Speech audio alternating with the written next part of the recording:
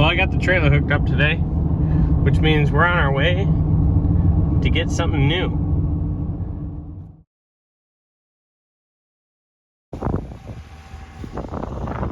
Well, we're loaded down. Time to make our way back home. This thing just fits on this trailer. Time to make our way on home.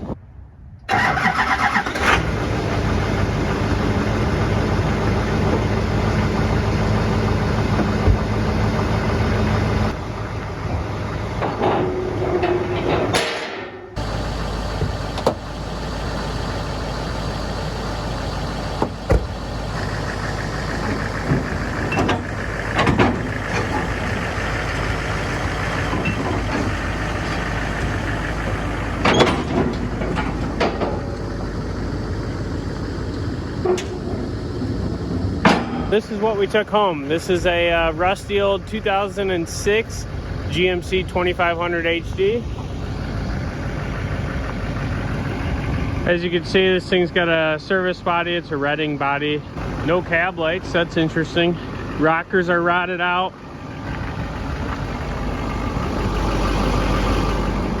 The frame's not too bad. And then up under here,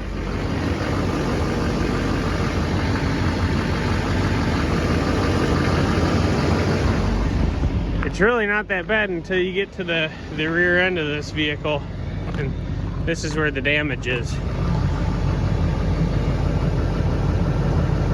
Now that's pretty bad. This frame is pretty rotted out on the back, but I fixed them before. I can fix this one. Not gonna say it's gonna be easy, but man,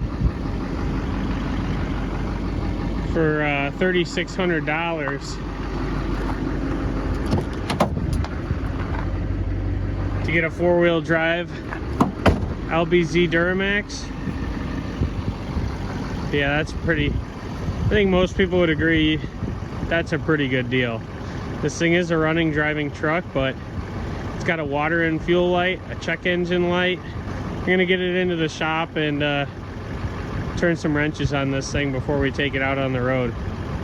All right, well, before I even drive this thing or begin to do anything with it, I need to take care of business. And number one most important thing I think right now is going to be taking care of the water and fuel light that's on. Who knows when the last time this fuel filter has been changed, so we're just going to go ahead and change the fuel filter. And that should eliminate my water and fuel, being that the sensor is in the bottom of the fuel filter. We'll see what's in this thing anyway. So we'll start with the fuel filter, change the oil, kind of just run through some things on this under the hood, make sure that she's ready to hit the road, and then we can start doing things that are actually more fun than maintenance.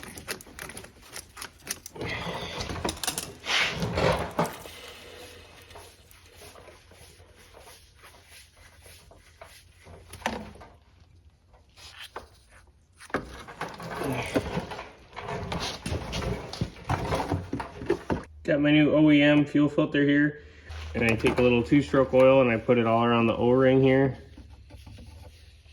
You definitely don't want to use diesel fuel for these fuel filter O-rings, because that can tend to make them stick and make it really hard for them to come off.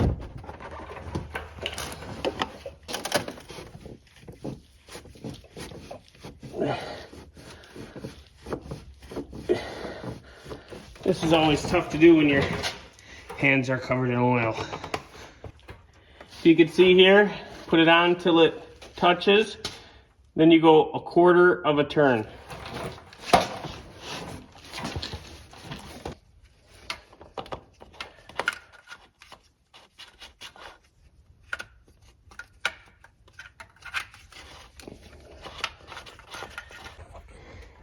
Okay, so we got our date and our mileage written on our fuel filter. As always, you can see the exhaust manifold. The heat shield is completely in a different zip code. Not sure where or when that came off. Obviously, it was long before I purchased this. But we're going to go ahead and do the best thing you can do for a situation like this and completely ignore it. So if we just pretend like we never saw it, then it will not be an issue. So let's get this fuel filter primed up. And prime it like a tractor, which thank you to GM an Isuzu for this design because it really is convenient to have a primer bulb on a pickup. And I wish more pickups had this.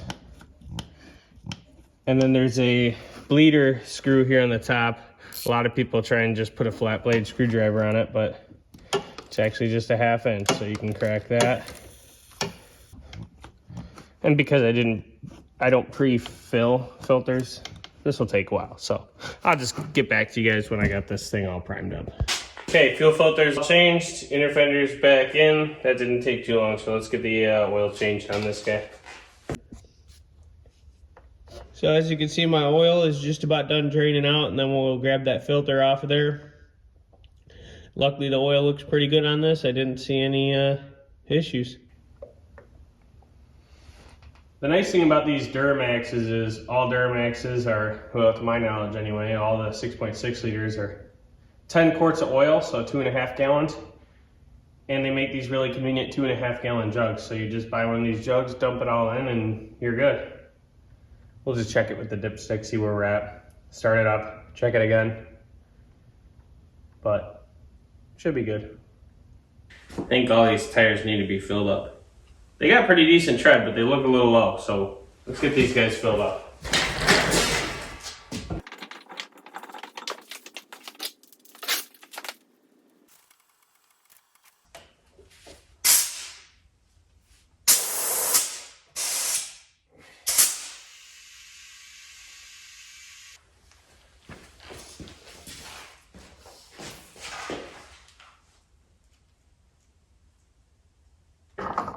We're gonna put a little additive in the fuel tank. I'm sure it's not gonna hurt.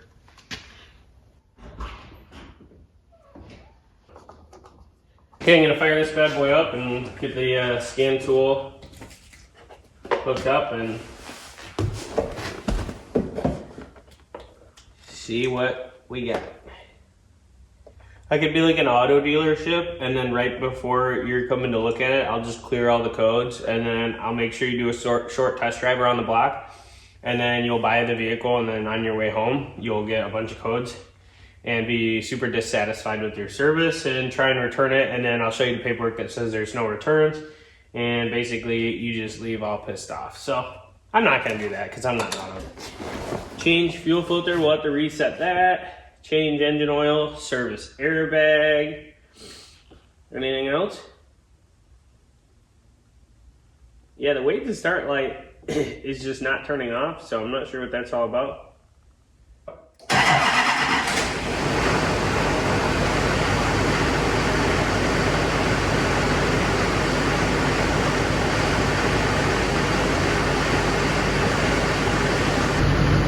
All right, so on my list of codes here, just like I was told, we got turbocharger issues, apparently some glow plug issues, which no surprise there. Transmission, nothing. ABS, no current codes, but it does have a history code. And some airbag control history. So you know what? Let's go ahead. Okay, well, it's a little cold here today. Let's go ahead and clear all the codes. Okay, we're all cleared. And let's go for a test drive. So on the scanner here, I can check the balance rate of these injectors. I can also do functional tests like a cylinder contribution test to test those injectors. But for now, I'm just kind of going through and I'm looking at everything, making sure nothing seems amiss. And we'll get this thing out on the road.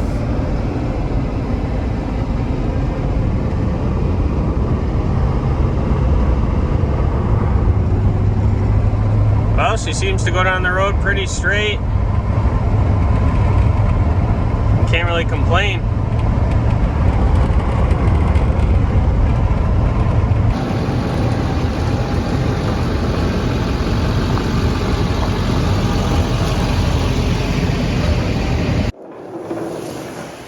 Next on my list, I want to get rid of these side steps here. Now, I gotta say, I'm thankful that these side steps have been on this truck. Both sides, the inner rockers are untouched, and the cab mounts, totally untouched. So they definitely helped shed some of the salt off from underneath the cab. They gotta go. Not my style. And I actually wash my vehicle in the winter, so I don't think I'll have to worry too much about getting the salt up in the rockers. So let's get these things off. Well, that side just fell right off. It was bolted about 6 times in there. I broke every one of those off. Piece of angle iron in the back I was able to unbolt, and then all those in the front were rusted off. So that only took way longer than it should have. Even though this bed is not gonna stay on this truck, in the meantime, these ladder racks gotta go. They don't look good. I don't need them. So get the bolts cut off and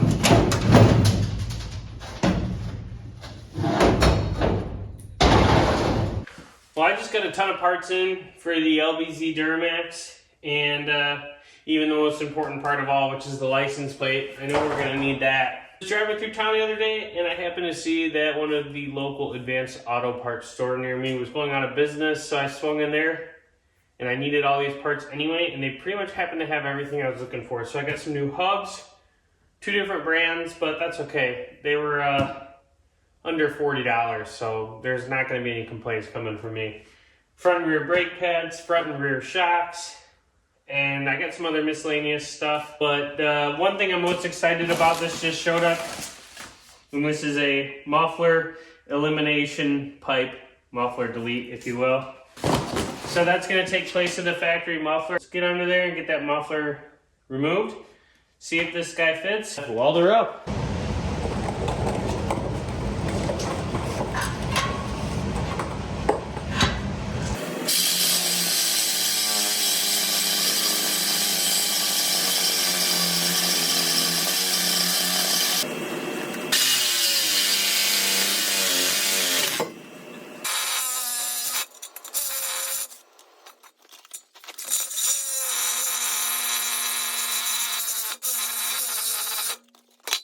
Well, as with any exhaust work, that took a little bit longer than expected, and I ended up having to get all new hangers because the old ones were just rotted away, like most of the things under this truck. Nonetheless, we persevered. Pipe is in. Everything is leveled the way it should be, so hopefully this thing sounds a lot better and will breathe better. I got an error on the truck for glow plug 2 and 4, which would be the driver's side here, the first 2 glow plugs. So I'm gonna go ahead and try and pop these guys out and replace them. I know in the past I've had these break off in the head, so I'm not gonna try and do all 8 if I don't have to on a truck this rusty, because that can lead to more problems than it's worth. So we'll go ahead and attempt to get these first 2 replaced. All right, here we are. I got the glow plug number 2, cylinder 2 and cylinder 4 removed. You can kind of tell there's a good bit of carbon on both those tips. And here are the new ones. So I just got to put a little anti-seize on those threads and get them reinstalled. Hopefully that'll take care of the glow plug issue.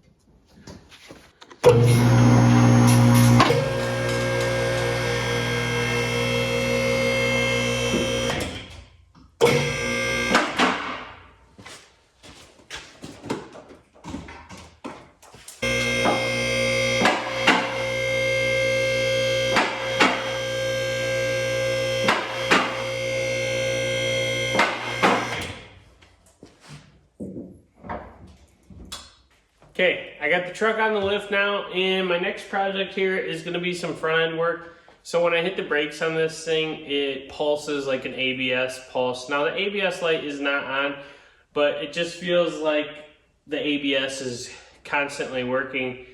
And typically what happens is one of the wheel speed sensors in these front hubs will go out, they'll get worn through, and then Basically, the computer thinks that one of the wheels is slipping as you hit the brake because it can't sense the speed in the wheel. It'll make the ABS function when it shouldn't be, so it's creating that pulsation in the pedal. In order to fix that, I'm gonna replace both front hubs.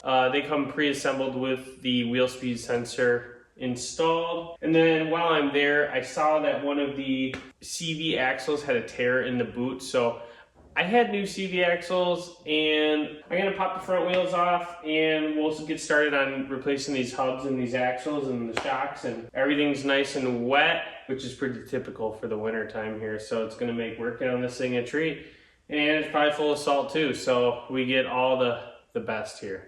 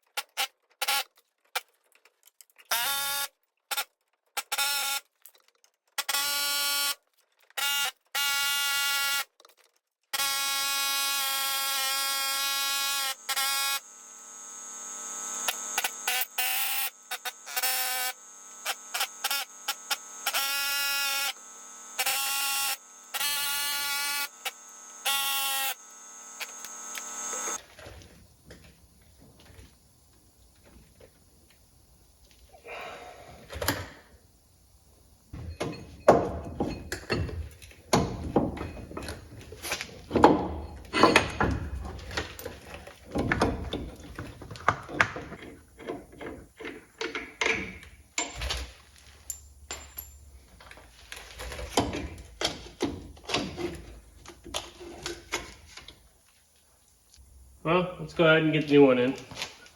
Actually, let's take the axle off first. Now I gotta get everything cleaned up before I can reassemble, because this thing is just full of rust, but we expected that. So I'm gonna get the cleaning and I'll get back at you when we can start reassembling. I got this side all apart, axle's out, hub is out, brakes are disconnected for now. Being that I had to torch out the caliper bracket and this caliper is really rusty, I don't even think you could bleed this thing. I'm gonna go ahead and just order new calipers, caliper brackets, and then brake hoses too. These could be swelled, I'm not sure. It doesn't really feel swelled, but nonetheless, I'm already here. I should just replace it. So I'm gonna go ahead and order all that stuff in. Hopefully it'll be in tomorrow. I was able to grease the upper and lower ball joints. Both of them took grease, so that's actually rather surprising. I'm gonna go ahead and get started on the other side. I'm gonna get that one all disconnected, everything pulled apart, much like I did on this side. And then hopefully tomorrow I can get those new parts in and get them installed on this thing. So I just showed you guys this, and here's the driver's side. This one came off actually a little bit easier than the other side. As you can see, there's a little bit less rust. Again, every grease zerk I found, including all the steering zerks, all took grease, so that's a really good sign. And same thing on the bump stop over here. That part of the frame is just really rotted out. This one was also packed with mud, so that's why it rusted out. So unfortunately, I'm not gonna be able to do much about those bump stops. I also noticed the sway bar link is just missing here, so we're gonna have to replace that. And that's what you would call a typical pile of, what would you call that? I think that's a pile of completion. I'm not sure. Tell me what you guys would call that, but that's pretty typical anytime we work on stuff here in the Midwest and the Salt Belt that's about 20 years old, give or take. Especially these vehicles around 20 years old. They were kind of at the lower quality before the real old stuff. You know, the new stuff's probably even worse, but again, the frame itself seems to be in good shape. So I'm not overly concerned.